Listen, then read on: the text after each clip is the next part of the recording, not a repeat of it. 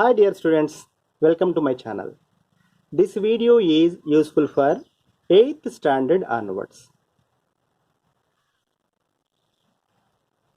Okay students, this is class number 24. What we are going to do now is, we are going to apply the coordinate system to kinematic equations. Okay, applying coordinate system to kinematic equations. How we will do now? You keep watching. Now we will do this applying of coordinate system to kinematic equation for vertically upward projected body. Okay, first you see the coordinate system. This is x-axis, this is y-axis, this is negative x-axis, this is negative y-axis, this is origin. Okay, now you are standing at the origin. You are throwing a stone or a particle vertically upward like this. So this stone is going up, after some time it will come back, no? So it will fall. Actually it will go exactly, it will come back. But if I draw like this, no, you will not identify that it is going up and coming down, no? That is why slightly I have taken this line like this, okay? So when you are throwing one particle vertically upward from the origin, it is going along the y-axis, it reaches some maximum height,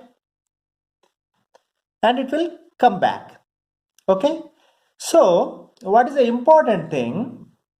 The particle initially it has initial velocity along the y direction. So initial velocity along the y direction, so y component of velocity only exists. X component of velocity will not exist. So you see here, first kinematic equation, v equal to u plus at. So a is equal to minus g because gravity is downward, no? That is why minus g. So initial velocity, only y component is there. That's why I am calling it is uy.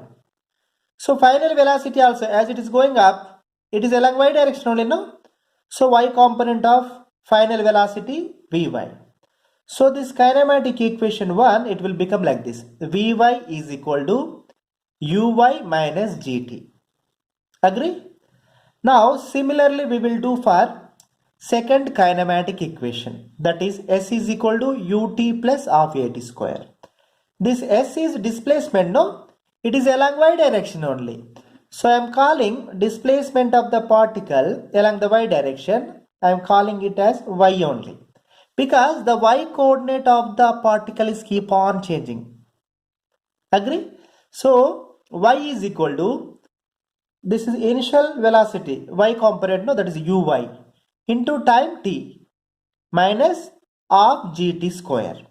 Okay, we will do one, what we will do, you substitute for t equal to 0, means when you are just throwing the particle vertically upward, no? So where you are at the origin, so we can prove this. For time t equal to 0, y will become 0, y equal to 0, because if you put t equal to 0 here and here, so this y will become 0. This equation is correct. Agree or not?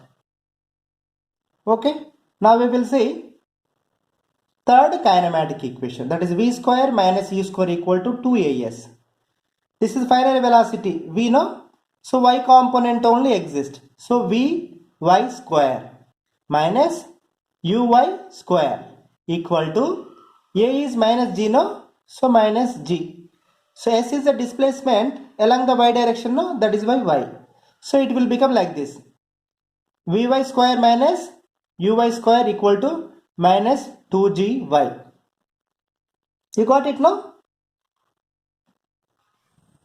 Okay students, today we are going to solve the most interesting problem. Okay, the problem is like this here, very easy. You are standing on a pole. Okay, suppose pole height is some h meter. On the pole you are standing and you are throwing one ball vertically upward with some initial velocity. Okay, You're standing on the pole and you're throwing one ball vertically upward with some initial velocity, and you're noting down the time from when you vertically thrown upward to till the time it reaches the ground. Then we can find out what is the height of the pole on which you are standing. This is most interesting, no? Keep watching this video, you will understand very clearly. Based on this concept, we will solve one problem. Okay? The problem number 1 is like this. One person standing on a pole of height h meter. He thrown a particle vertically upward with initial velocity u. After time capital T seconds, the particle reached ground. Find the height of the pole. Okay? You see, the most important thing, first, what information given we have to take from the question. Okay? That is, initial velocity is given and time is given. With that, we have to calculate the height of the pole. So, the kinematic equation, that is second kinematic equation, we applied coordinate system now. So, it looks like this. Y is equal to uy t minus half gt square. This uy is y component of velocity. This is initial velocity, but y component of initial velocity. That is given. Uy is equal to u. And this t is the time. What is the important thing here? You have to use this equation very cleverly. So initially at t equal 0, where that person was? The person was standing on the pole of the height h meter. Means at time t equal to 0, the person is at a distance of h meter from the origin. So you have to use this equation very cleverly. This y is equal to h plus ut minus half gt square. Why I am writing like this?